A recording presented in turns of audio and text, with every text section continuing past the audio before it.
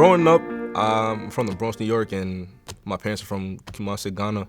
And growing up, I just always had like a attraction to working on, like to building stuff and kind of having ideas and trying to bring them to life. When I got to the engineering school, something like kind of drew to me and something that like really stuck out. The fact that I'll be able to, put things on a paper and then those numbers turn into something concrete and something I could actually see with my own two eyes. So that's the main thing that really drew me to engineering. And it gives you the ability to change things, make changes you want to see in your community. Like when I in the Bronx, like you see a lot of things that people neglect because they don't have to live in the same community that they build their stuff in. But then you get like kids like us, like we wake up every day and we see all the cracks on the floor and we see all the faults in our building. We see the door handle that doesn't work. We see all the rats.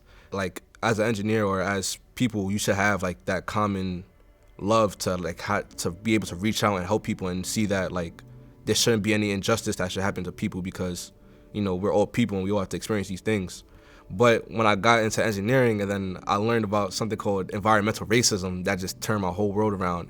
And environmental racism is the concept is like engineers and people who puts to work on the environment making conscious decisions to put these institutions and these buildings and these factories next to areas that are already underserved and impoverished.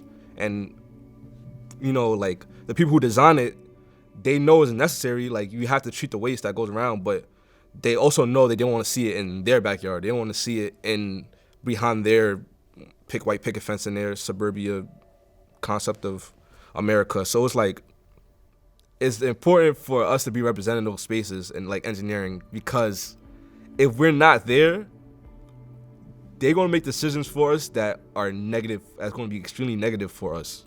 So we have to make sure we get into those spaces. And even though they create all these barriers for us to not get into those spaces, we got to put that pressure. It's like, we're gonna make you really work to put us down. So 2020 was a year of, it brought a lot of issues to light, that issues that we would have never thought of, like, and issues that people don't like to think about.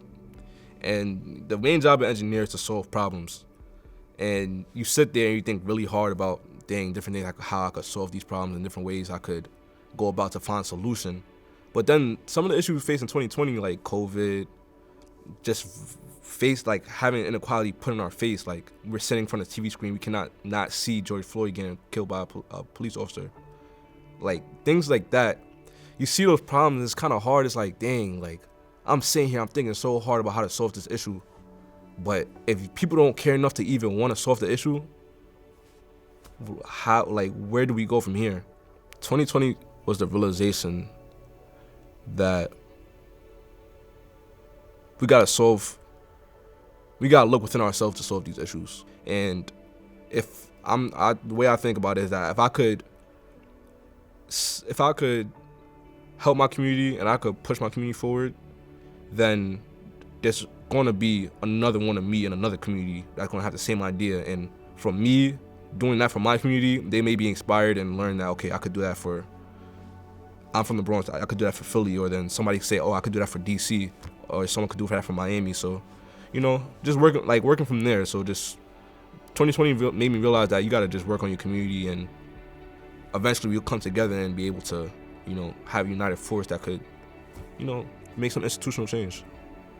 What Black History means to me is like being able to look back at the people who've done so much for us and be able to look at them and find some strength in their battle. And I could say, okay, like I got a math assignment I gotta get done, or I got a paper I gotta do. That's a fraction of what, Malcolm X, Martin Luther King, Sam Cooke, Jesse Jackson, that's a fraction of what these people have to do. And, I just find strength in that, and I just be able to push forward through that. So yeah, that's what Black History means to me. Just being able to look back and find that strength from other people. I just want to say for all the people who come from, some underserved backgrounds and underprivileged backgrounds, that one, there's always a way. And two, once you find that way, don't put a wall behind that way to not let anybody come back. You better go back that way and pull everybody you possibly can forward with you. Because that's all it takes. That's all that matters. Like when you die, people not going to look at you and say, oh, people not gonna care as much as what you did personally, but they're gonna care about the things you're able to do for other people. So just keep doing things for other people.